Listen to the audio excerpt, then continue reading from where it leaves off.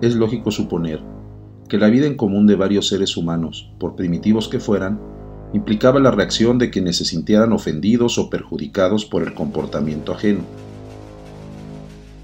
Si no se daba una reacción estatal frente al quebrantamiento de intereses ajenos, apareció un castigo infligido por el ofendido o por sus familiares. Entonces se vivía la ley del más fuerte, la ley del más hábil o del depositario de la autoridad divina. Se imponía no un sistema de normas, sino un castigo feroz que se aplicaba reiteradamente frente a las sucesivas violaciones y se iba procesando para convertirse en una tradición. Solo así era posible mantener un relativo orden social. En la noche impenetrable de los tiempos se pierden fechas, nombres y cronologías, pero se pueden advertir formas punitivas diversas que habrían de perdurar durante siglos en las sociedades más evolucionadas. Eran los orígenes de un derecho punitivo bárbaro y desmedido. No obstante ello, ya se podían advertir las primeras limitaciones a la reacción colérica individual sin cauce y sin medida. Cada nueva costumbre, al fortalecer la tradición para individualizar las penas, así fueran ordalías, el talión, la venganza privada, constituyó un avance importante en la historia del derecho penal, pues cada vez más se reglamentaba y acotaba el derecho y la forma de castigar. Podemos ver así el delito en la prehistoria y en la antigüedad como el daño a un bien o un interés, castigado por la costumbre o por la tradición. Ya vemos el juego del bien jurídico. La pena se fija también por tradición, por la sucesión de hechos en el correr de los tiempos y el afianzamiento de los criterios de reacción. En la Edad de Piedra o sociedad paleolítica ya existía el talión, mucho antes que el Código de Hammurabi. En cuanto al crimen y al castigo, la participación íntima de los espíritus hacía que toda la idea fuera diferente de los códigos legales de las sociedades actuales.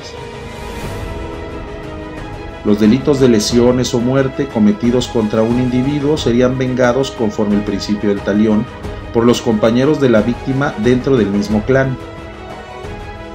Los delitos civiles contra la tribu, como ciertos atentados contra las leyes matrimoniales y la traición, merecían un castigo inmediato por consenso de la propia comunidad.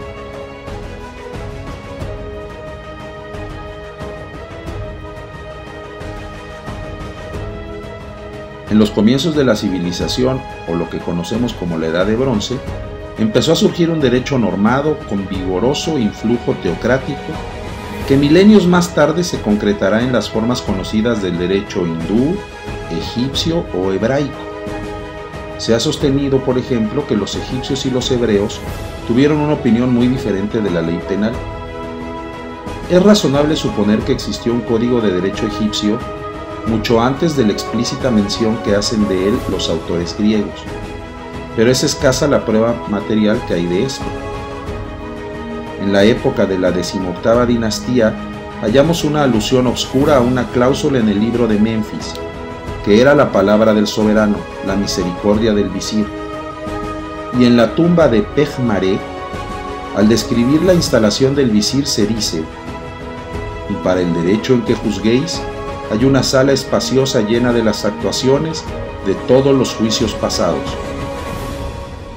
Hay, lo que parece ser, una vaga reflexión a un código en el reino medio de Egipto.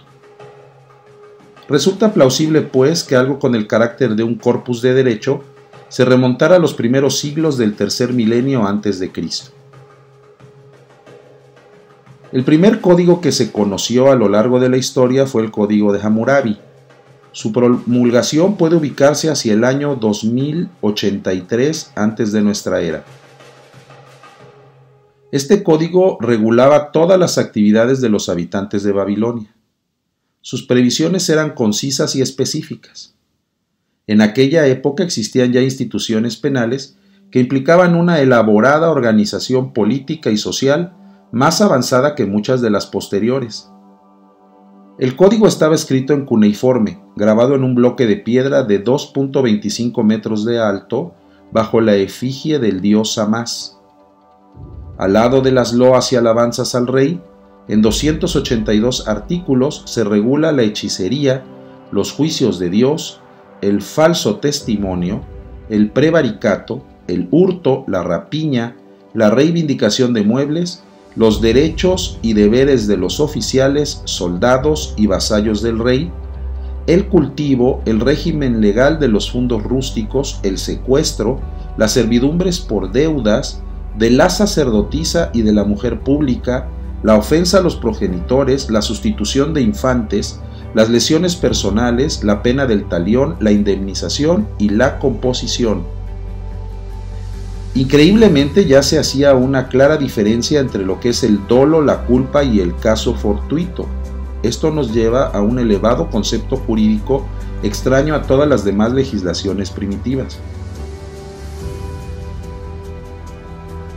El acto doloso era entendido como voluntad consciente de realizar el acto criminal.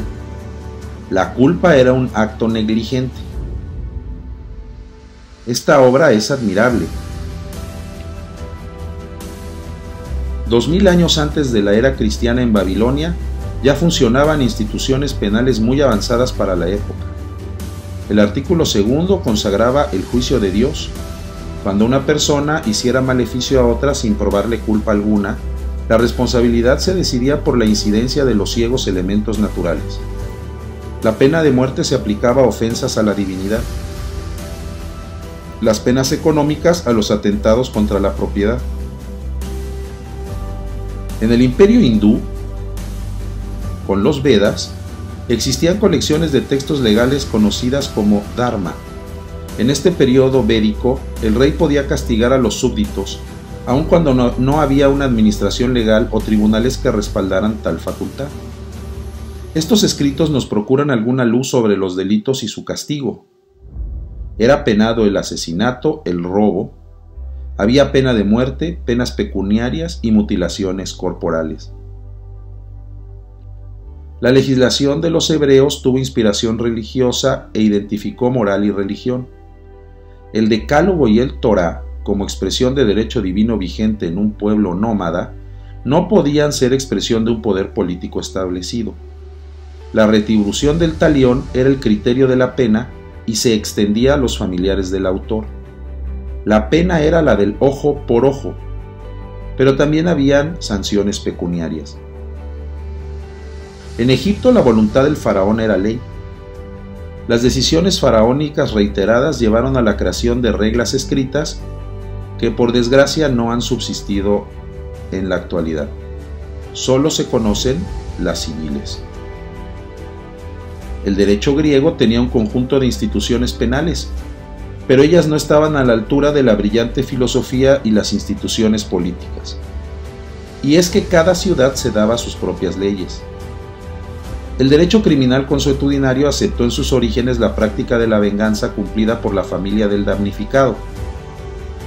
Luego, se fijaron indemnizaciones por árbitros nombrados por el Estado. El homicidio accidental no se distinguió del deliberado, pero sí tuvieron penas distintas y más leves. Las penas fueron graves en caso de lesiones, calumnias o adulterio.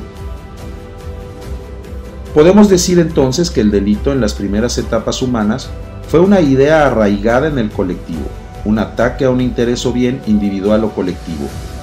Al principio fue un derecho de tipo consuetudinario, pero desde tempranas épocas fueron concretándose documentos que establecían cuáles eran los delitos y cuáles eran sus penas. En estas edades prehistóricas y hasta la llegada del derecho romano, la concreción del delito en una norma documentada fue una excepción. Y por supuesto la ciencia del derecho penal no apareció, suspiró en ausencias.